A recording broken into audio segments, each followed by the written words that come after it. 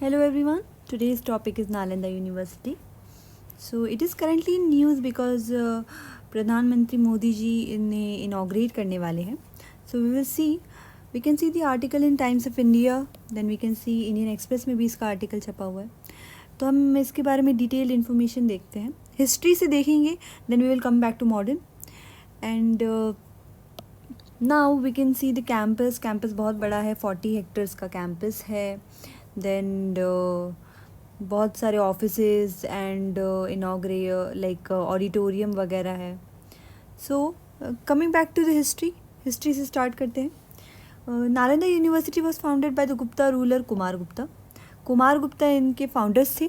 और इस यूनिवर्सिटी में लाइक फाउंडर कुमार गुप्ता थे, बट इनने पेट्रोनेज पाला किंग्स ने भी किया था. इसके बारे में भी हम आगे पढ़ेंगे.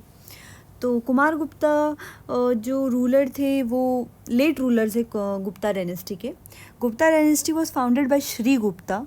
आपको ये हायरार्की नहीं कह सकते, बट सीरीज़ ऑफ इवेंट्स पता होना चाहिए कि पोस्ट मौर्याज देन गुप्ताज आए थे. तो आपको पता होना चाहिए बुद्धिज़्म, जैनिज़्म, फिर मौर्याज आए थे, फिर पोस्ट मौर्याज में हमें पता होना चाहिए कि ग्रीक्स, शकास, शुंगास, कुशानास. तो कुशानास का जो डिक्लाइन था उसके बाद गुप्ता पीरियड स्टार्ट हुआ है ऐसा माना जाता है. But it is found in history कि ये लाइक कुशानास के बाद ही गुप्ता रूलर्स फ्लरिश हुए हैं. तो गुप्ता डायनेस्टी का जो फाउंडर लाइक इस्टेब्लिश किया था वो श्री गुप्ता थे.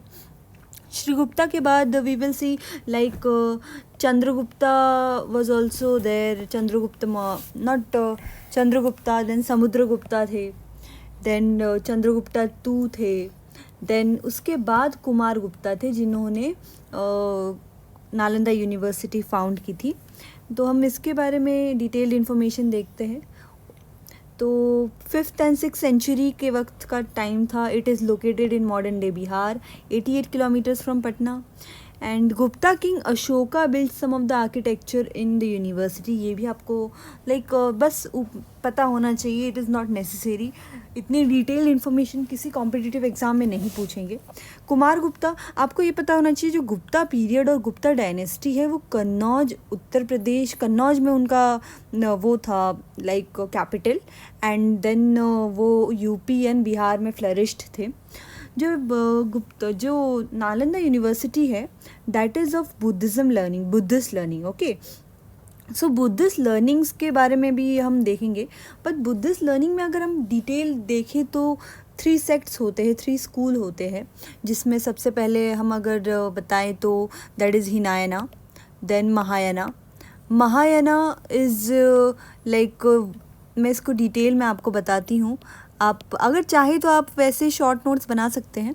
हिनायना वो लोग होते हैं जो मूर्ति पूजा में विश्वास नहीं रखते हैं. ओके, महायाना वो लोग होते हैं जो यूजुअली मूर्ति पूजा करते हैं. एंड वज्रयाना वो लोग होते हैं जो थोड़ा तांत्रिज्म, बुद्धिज़्म में जो तांत्रिज्म लाने वाले थे, दैट वाज वज्रयाना. ओके, सो जो नालंदा यूनिवर्सिटी थी वो दैट वाज इन महायाना ज़्यादा डोमिनेटिंग था वहाँ पर. तो फिर बहुत सारे ट्रैवलर्स हैं, international travellers Greece, China and Persian empires से वहाँ पर आए थे.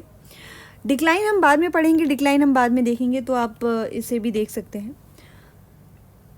हिस्टोरिकल बैकग्राउंड के हिसाब से मैंने आपको बता ही दिया कि Kumar Gupta was there seat Kannauj से, मतलब कन्नौज उनका कैपिटल था, सीट ऑफ पावर बोल सकते हैं. चाइनीज़ ट्रैवलर के बारे में मैं बताना चाहूँगी. जो चाइनीज़ ट्रैवलर हुआंग ज़ैंग थे, he stayed at Nalanda university for some time. और उन्होंने डिटेल्ड अकाउंट बताए हैं, डिटेल इन्फॉर्मेशन बताई है यूनिवर्सिटी के बारे में भी. और उन्होंने फीचर्स भी बताए हैं, कम्युनिटी फीचर्स भी बताए हैं कि what was during the Gupta period community, मतलब क्या इन्वॉर्मेंट, क्या कम्युनिटी, क्या फीचर्स होते थे.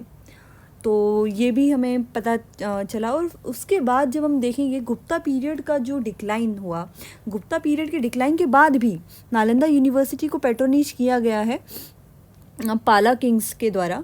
बट पाला किंग्स के बाद हम देख सकते हैं इसका थोड़ा डिक्लाइन होते होते फिर इन यूनिवर्सिटी को मतलब यूनिवर्सिटी का डिस्ट्रॉयमेंट हो चुका था. लाइक 11th सेंचुरी के बारे में मैं बताऊंगी आपको आगे. ग्रेट नालंदा लाइब्रेरी के बारे में तो हम डिस्कस करेंगे ही, because it is very important कि इसका इम्पॉर्टेंट फीचर है। नालंदा लाइब्रेरी जो थी उसे धर्मगुंज भी कहा गया था, माउंटेन ऑफ ट्रूथ कहा गया था, because there were lots of books, 3 buildings were full of books, and when it was burned, at the time when it was destroyed, it was burned, तो ऐसा कहा जाता है कि it was almost 3 months that time, like that was burning continuously। तो ये भी एक बताया जा सकता है। डिक्लाइन के बारे में हम बात करेंगे। डिक्लाइन आफ्टर द पाला किंग्स, बुद्धिस्ट मोनास्ट्रीज़ को बहुत कम डोमिनेंस था बुद्धिज़्म का, बिकॉज उसके बाद हम ब्राह्मणिज़्म का भी एक फ्लरिशमेंट देख सकते हैं। फिर इन्वेजन्स हुए, तो उसके वजह से भी this was a major factor of decline of the university. और सबसे ज़्यादा मेजर फैक्टर तो हम यही देखेंगे कि 11th सेंचुरी BCE में जब टर्किश इन्वेजन हुआ था, Turkish invasion was by Bakhtiyar Khalji, Khalji dynasty के जो बख्तियार खलजी थे, उन्होंने इसका डिस्ट्रॉयमेंट किया है नालंदा यूनिवर्सिटी का। बट इसके रिवाइवल के लिए गवर्नमेंट ऑफ इंडिया ने बहुत कुछ नॉलेज और बहुत कुछ अटेम्प्ट किए हैं। जो सर APJ अब्दुल कलाम थे, 2006 में उन्होंने रिवाइवल ऑफ द यूनिवर्सिटी के बारे में बात की। And Singapore government has also showed an interest and proposed और Nalanda proposal for the government of India. और इसके बाद हम कंक्लूड करेंगे। कंक्लूजन में जैसे रिवीजन टाइप्स ही है, आप देख सकते हैं, कुमार गुप्ता, ये सब मैं बता चुकी हूँ, गुप्ता डायनेस्टी के बारे में बता चुकी हूँ। एंड कॉम्पिटिटिव एग्ज़ाम में यूजुअली करंट अफेयर्स रिलेटेड बहुत क्वेश्चंस आते हैं। So this is a major time, जो टॉपिक्स, छोटे छोटे टॉपिक्स है, you should know about it.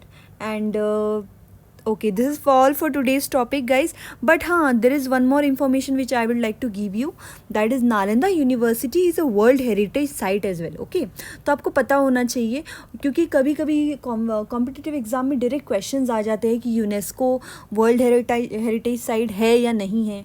तो आपको ये पता होना चाहिए कि it is one of the UNESCO's world heritage site. It was Government of India passed this resolution of World Heritage Site in 2010।